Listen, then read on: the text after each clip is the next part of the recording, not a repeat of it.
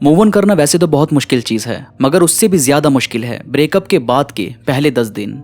यानी पहले के दिनों में हमें इतनी ज्यादा परेशानी हो रही होती है कि हम उसमें खुद को बिल्कुल संभाल नहीं पाते।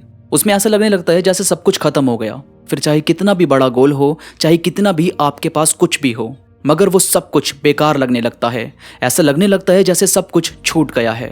और वही सब कुछ चीज हमें इतना ज्यादा तोड़ देती है कि लोग बहुत लंबे टाइम तक डिप्रेशन में चले जाते हैं, अकेले रहने लगते हैं, कभी नया दोस्त नहीं बनाते, खुद को सजना संवारना छोड़ देते हैं। और ये सब कुछ ही हमें हमेशा ऐसा फील करवाता रहता है कि क्यों हमारे साथ ऐसा हुआ, या लॉयल रहना हमेशा इतना ही पेन देता है क्या। अब जैसे एक लड़का था जो बहुत ही ज्यादा किसी के साथ इन्वॉल्व था, उसके साथ हमेशा खुश रहता, मगर किसी वजह से उनका फाइनल ब्रेकअप हो गया। अब फाइनल ब्रेकअप इसलिए क्योंकि इससे पहले भी उनका काफी बार ब्रेकअप हुआ था, मगर कभी ये लड़का उससे सॉरी मांगता, उसके पास जाकर काफी उसे मनाता, और कभी ये लड़का अगर मूव ऑन होने लगता तो वो लड़की खुद इसके पास आ जाती और इसे बोलने लगती कि मेरे साथ रहो। इनकी इतनी लड़ाई झगड़े होते थे कि कभी हफ्तों तक बात नहीं होती थी, और कभी इतना प्यार जताते थे कि ऐसा लगता था जैसे कभी दूर नहीं होंगे। मगर जब फाइनल ब्रेकअप हुआ तो यह बंदा हद से ज्यादा पागल के जैसे बिहेव करने लगा।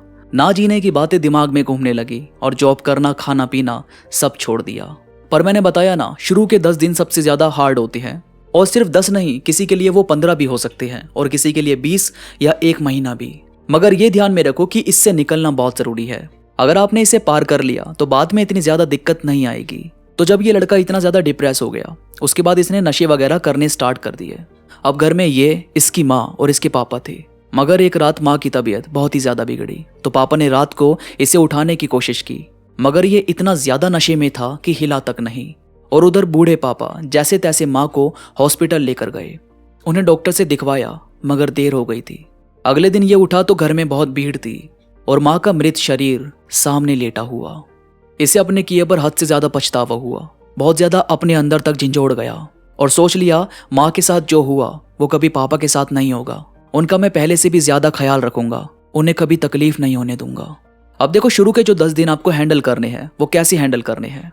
सबसे पहले इस बात को एक्सेप्ट करो कि आपके पास और भी लोग हैं जिन्हें आपको नोटिस करना चाहिए, जो आपके लिए जरूरी है, जैसे आपकी फैमिली, आपके दोस्त, आपके सपने, सब कुछ आपका ही तो है। कभी भी ऐसा मत सोचो कि किसी एक के जाने से ये सब खत्म हो गया। और फिर आपको इस बात को समझना चाहिए कि अगर कोई आपके पास से गया है तो जरूर कोई वजह तो होगी। यानी अगर कोई चला गया तो बस चला गया। अब ये नहीं कि आप उसे मैसेजेस करने में लगे हो, उसे कॉल्स कर रहे हो, ये सब कुछ ठीक नहीं है। जो अगर जाना चाहता है या बार बार जा रहा है तो इसके बहुत ज्यादा चांस है कि वो आपके साथ रहना चाहता ही नहीं। और जो रहना चाहता ही नहीं, उसे अपनी जिद से आप जितना चाहो रोकने की कोशिश करो, मगर आप हमेशा अकेले रह जाओगे। क्योंकि यहाँ आपको दिल से प्यार नहीं मिलेगा, बल्कि बस जिद से कुछ दिनों का साथ मिलेगा। और जो रियल में आपके साथ रहना चाहता है, जो अपने मन से रहेगा, उसके लिए आपको इतना ज्यादा सोचने की जरूरत नहीं पड़ेगी। और फिर अपने ड्रीम्स को सोचो।